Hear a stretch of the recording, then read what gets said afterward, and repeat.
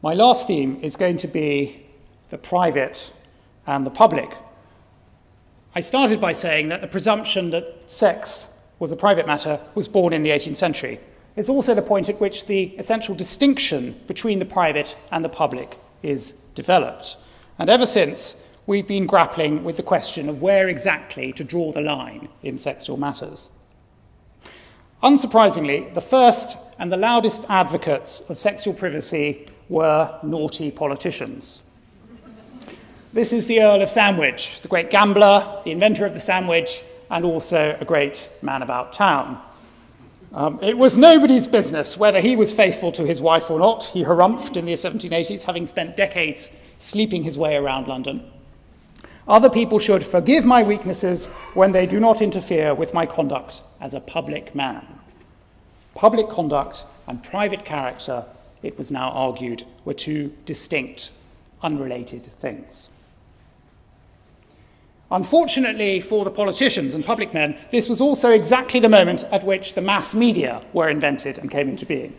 The end of the censorship, the rise of the newspaper, and explosion of urban life created an unprecedented interest in the discussion and the publicising of sex.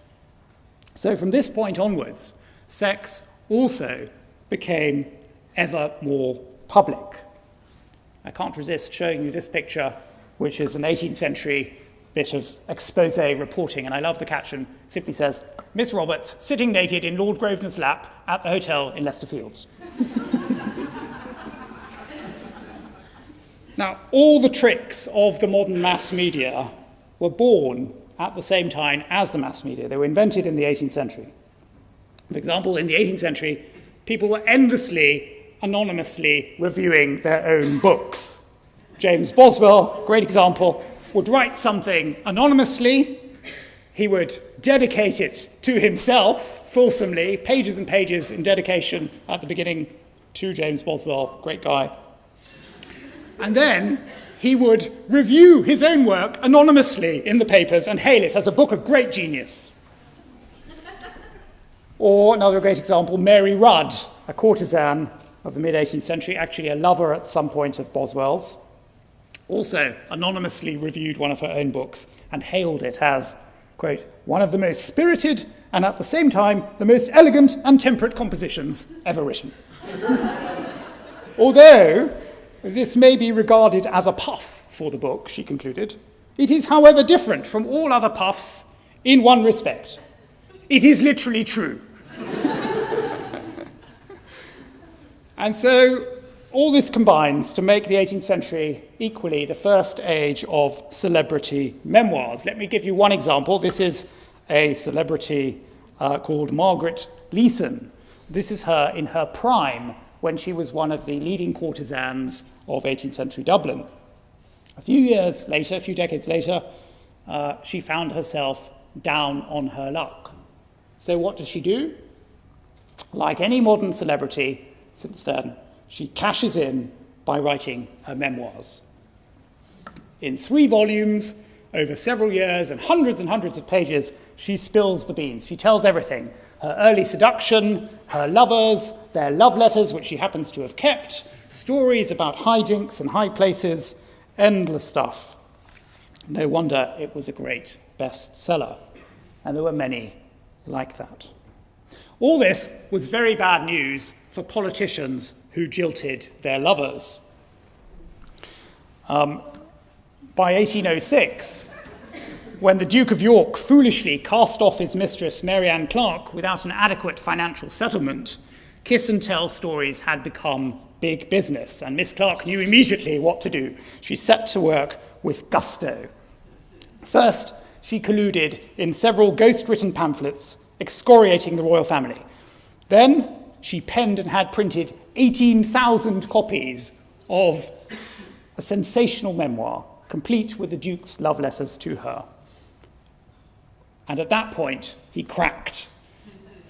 Her reward in return for the suppression of the text, which you see here, the burning of the memoirs, was a gigantic payoff, a lump sum of £1 million in today's money, and a huge pension for life. There you see Mary Ann Clark walking off with her cash.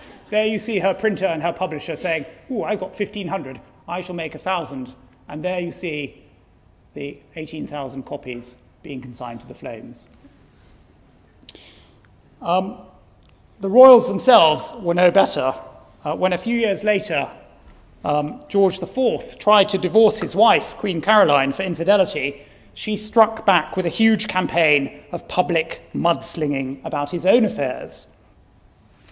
It all makes Charles and Diana seem rather tame. What you have here is a bucket of Italian filth, which he is flinging upon her, because he alleges that she has an Italian lover and that they travelled round the continent having sex. You'll notice that none of his mud is sticking. And she has a huge bucket which says filth from St. James's, filth from Portland Place, etc., etc., etc. And that is sticking to him quite a lot. The canniest sexual entrepreneur of all was the great courtesan Harriet Wilson, who cleverly maximised her profits through a combination of extortion and titillation. First, she announced the imminent appearance of her memoirs, which caused consternation amongst all her lovers, including the king. Next, she wrote privately to each of these men, threatening to expose him in particular unless he immediately sent her hundreds of pounds. And that's what this satire is depicting. There's the letter, there's its arrival in London, there's that man's wife saying, "I wonder what he knows about Harriet Wilson." That tactic alone netted her thousands of pounds. Then her advanced publicity advertised which lovers were going to be featured in the memoirs, building up a huge buzz of anticipation. And finally, the work was published in instalments to huge success. I mean, it goes through 30 editions within a few months, bringing her many thousands more. Now, that is a successful marketing campaign. So the rise of sexual freedom and the birth of the mass media at the same time produces the first age of sexual celebrities. And I want to end by taking you back to the moment at which this phenomenon really took off. I think I've identified exactly when that happens. This is the woman who was more responsible than anyone else, Kitty Fisher.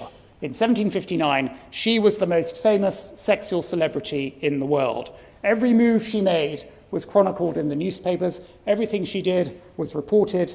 But mainly, she had no control over this. This was her persona being exploited by the mass media. I'll give you an example. One day in March 1759, she goes riding in St. James's Park. She falls off her horse. And this inspires months and months of public comment, songs, verses, pictures, pamphlets, entire books. Here's one of the prints. Here's a broadsheet. Horse and away to St. James's Park, etc., etc. And here is a picture, a documentary etching of some ballad sellers in London hawking ballads about Kitty Fisher. The man, as you see, has a fishing rod to which they're attached, and he's crying out, "Come, who'll fish in my fish pond?" A hilarious pun on her name.